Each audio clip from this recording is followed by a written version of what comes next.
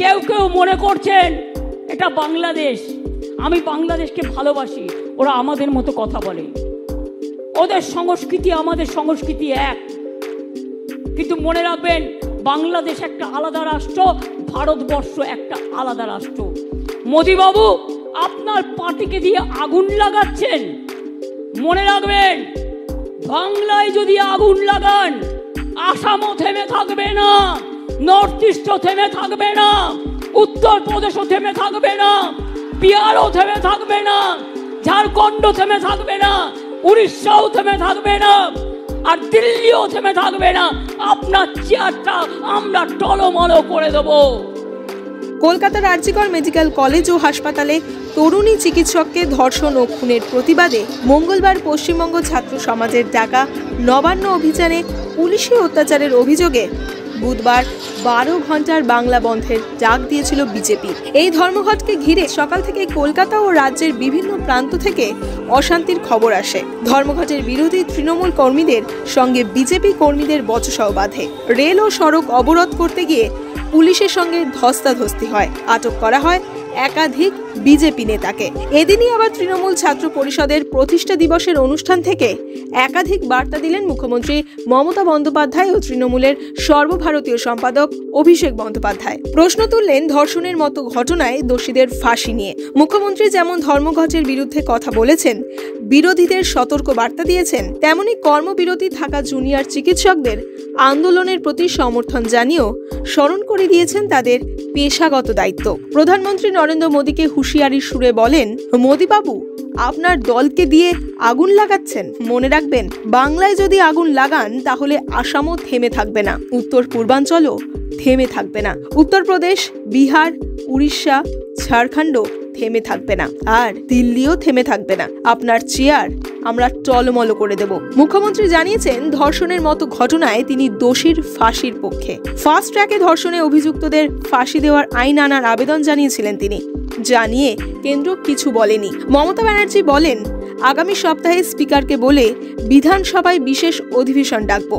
10 দিনের মধ্যে ধর্ষকের ফাঁসি চাই। এই বিল এনে পাশ করে রাজ্যপালের কাছে পাঠাবো। অন্যদিকে বিজেপি রাজ্য অরাজকতা ছড়াতে চাইছে।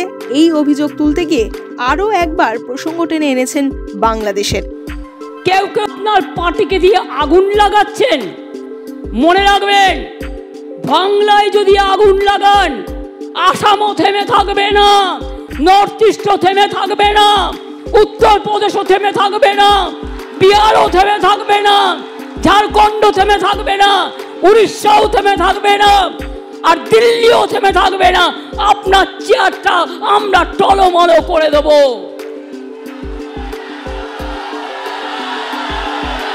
চেয়ার দখলের লড়াই, ক্ষমতা থাকলে ভোটে যাও, গুলি নয়, ডেড বডি নয়, লাশ নয়।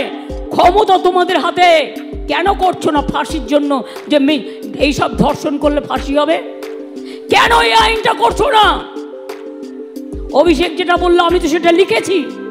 আমি এখনো বলি, নরেন্দ্র মোদী, আপনার পার্টি কতটা আমায় চেনে আমি জানি না, কিন্তু আমি এটা মনে করি, যতই ফান্ডিং করুন, অনেককেই ফান্ডিং করছেন আপনারা, খবর আমরা রাখি। মনে রাখবেন, ওই ফান্ডিংকে আমরা এন্ডিং করে দেবো। আমরা এটা করতে পারি এবং আমরা জানি। আমি ছাত্রছাত্রী সমাজকে বলবো, আপনারা আগামী শুক্রবার কলেজের গেটে গেটে ফাঁসির দাবিতে এবং ফাঁসির দাবিতে, আন্দোলনের দাবিতে ছাত্রছাত্রীরা আন্দোলন করবেন। আমি আমার সব ব্লকগুলোকে অনুরোধ করব, নেতৃবৃন্দরা যারা আছেন, কেন সোশ্যাল নেটওয়ার্ক করেন না?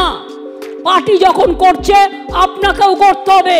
You are bound to do it. All the MLA, all the MP, all the councillors, all the student leader, all the youth leader, সবাইকে আপনাদের কিন্তু এই ফেক ভিডিও কাউন্টার করতে হবে। ফেক ভিডিওর কাউন্টার করতে হবে, আর পুলিশের কাছে এফআইআরও করতে হবে। এরকম জিনিস দেখলে সাইবার ক্রাইমে যাতে পুলিশ অ্যাকশন নেয়, ইমেলও আছে, এটা মাথায় রাখবেন। আমি আমাদের ব্লক প্রেসিডেন্টদের বলবো, সাথে ছাত্র যুব মহিলারাও থাকবে। শনিবার দিন সব ব্লকে ব্লকে মিছিল হবে, মানে 31শে আগস্ট সব ব্লকে ব্লকে মিছিল হবে, ধর্ণা হবে, মিছিল করে ধর্ণা হবে। শনিবার হাফ ছুটি, তাই বেলা 2টো থেকে 6টা পর্যন্ত ধর্ণা হবে, মিছিল হবে সব ব্লকে। আর 1 তারিখে আমি চন্দ্রিমাকে বলবো, ছাত্রীদেরও বলবো, মেয়েরা ব্লকে ব্লকে ধর্ণা আন্দোলন করবেন ফাঁসির দাবিতে, এবং আইন বদলাতে হবে। আমরা চাই মেয়েদের সুরক্ষিত করবার আইন।